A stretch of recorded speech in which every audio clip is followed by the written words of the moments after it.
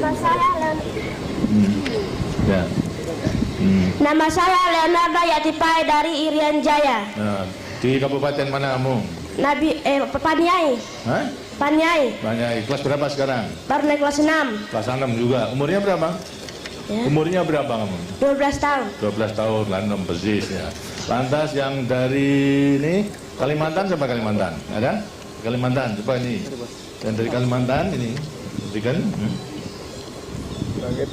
Dari Kalimantan mana? Kalimantan Selatan. Kalimantan Selatan. Sudah kelas berapa? Naik kelas 6. Kelas 6. Kelas 6.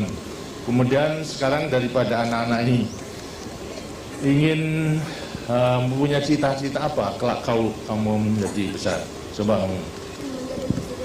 Wah, apa? Menjadi Presiden seperti Bapak. oh, bagus. Tapi presidennya itu hanya satu, ya dah, ya. Seluruh Indonesia presidennya hanya satu. Jadi harus direbutkan oleh 190 juta. Kamu juga ingin jadi presiden? Ya. Ingin jadi presiden juga? Ya. Ya, kalau tidak jadi presiden jadi apa? Jadi dokter. Dari dokter. Wah, bagus, dokter dibutuhkan. Sekarang dari antara anak-anak apa yang ingin menyampaikan sesuatu pada saya? Coba tanya. Nah, sana nih berbicara. Tanya, ini, berikan sana. Ya. Apa yang ingin sampaikan pada saya? Nama saya Erwin Rahadi dari Nusa Tenggara Barat. Nusa Tenggara Barat NTB. Dari kabupaten mana? Dari Kabupaten Lombok Tengah. Lombok Tengah. Apa kamu mau menyampaikan apa pada saya? Saya mau nanya. Ya. Iya, Nanya boleh. aja, boleh. Iya, boleh nanya, boleh. Tidak usah malu-malu. Apakah orang cacat itu bisa jadi dokter, Pak? Dokter? Bisa. Kenapa tidak bisa? Yang cacat kalau kecuali cacat mental barangnya tidak bisa. Tapi kalau cacat tubuh pasti bisa. Karena juga ada mulai apa? Kalau cacatnya mulai kecil itu adalah bisa belajar. Bisa membaca, menulis, misalnya cacat buta seperti Helen Keller saja. Itu juga lantas menjadi pemimpin dunia ini. Itu juga cacat. Itu. Jadi bisa asalkan mau belajar. Lantas belajarnya ada huruf sendiri kalau orang mana toh? Orang cacat mata buta itu ada hurufnya sendiri. Jadi bisa gitu. Tidak perlu khawatir. Tadi ada anak-anak yang cacat tadi, ya, tidak perlu khawatir bahwa sholat cacat itu lantas tidak ada gunanya. Masih ada gunanya. Yang penting adalah semangatnya, semangat belajar, nanti semangat mengabdi kepada negara dan bangsa. Itu. Dan semangat untuk menolong sesama manusia. Semuanya bisa dalam batas kemampuannya masing-masing. Karena itu mulai kecil harus sudah mempersiapkan dirinya mempersiapkan itu. Mas, ya, siapa lagi? Ya, coba. Nama saya Ruri Prihatini Lubis dari Sumatera Utara, Kota Madia, Medan. Ya, Horas. Horas ya. Pak, saya mau tanya, berapa jumlah penduduk Indonesia sekarang yang tinggal di garis kemiskinan? Kemiskinan seluruhnya 190 juta rakyat Indonesia yang masih hidup di bawah garis kemiskinan. Sekarang tahun 93 kita sensus itu masih 25.900.000, 25,9 juta rakyat Indonesia. Dan banyak yang menempati kurang lebih 20.666 desa tertinggal. Masih banyak ada? Banyak, Pak. Tapi juga yang sudah kita entaskan daripada kemiskinan sudah banyak. Itu selama 25 tahun ini dari 60% sekarang tinggal 13%. 13% dari jumlah yang sudah lebih tinggi. Jadi sudah banyak yang kita tertolong, tapi masih ada yang juga belum menikmati pembangunan itu, masih hidup di bawah garis kemiskinan. Karena itulah kita memasuki Pelita 6 itu berjuang untuk mengentaskan mereka. Di antara anak-anak pun juga nanti bisa membantu di desanya masing-masing, ya. Nah, kita. Terima kasih, Pak. Baik. Apa lagi? Siapa lagi? Ya, nih, kamu jadi presiden, kamu tanya lagi. Nama saya Andi Petal Patajani, berasal dari Kabupaten Bone, Sulawesi Selatan. Oh, gitu Selatan. Saya mau tanya, sejak kapan Bapak bercita-cita menjadi presiden? Wah, ini ya. Sebenarnya kalau terus terang, karena kehidupan saya dulu, Bapak dulu pada waktu jalan penjajahan sangat menderita. Sekolah aja dapat dikatakan tidak mudah gitu. Satu desa itu yang sekolah hanya saya sendiri, lainnya tidak. Begitu pula mengenai keadaan dan kehidupan pada waktu itu memang tidak mudah. Tidak hanya sekolah, tapi untuk hidup sehari-hari pun juga susah. Tidak seperti sekarang, kamu itu sudah menikmati daripada hasil perjuangan dan hasil pembangunan.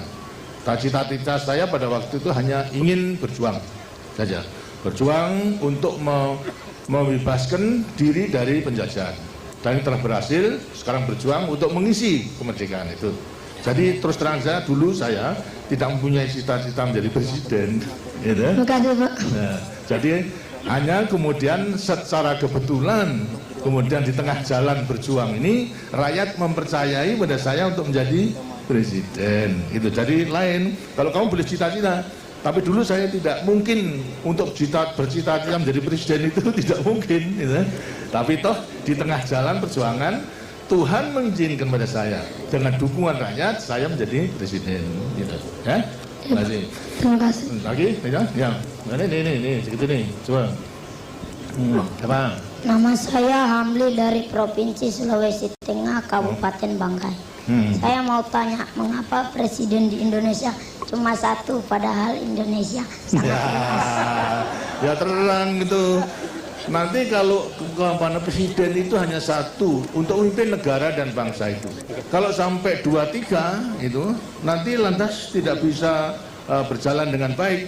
Banyak pemimpin, banyak kapten, kemudian lantas ya negara menjadi rusak gitu. Tapi terang bahwasanya presiden yang satu ini hanya melaksanakan apa yang diputuskan oleh rakyat, ya, melewati MPR menentukan garis besaran negara.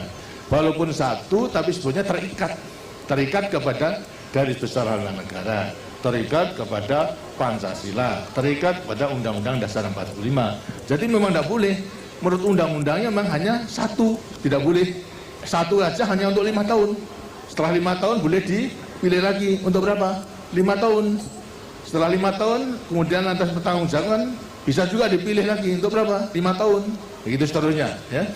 Nah, kenapa kamu tanya begitu? Kenapa? Siapa kamu tanya begitu? Siapa yang suruh siapa?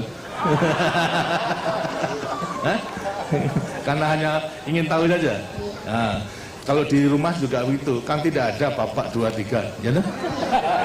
Bapaknya kan yang satu toh?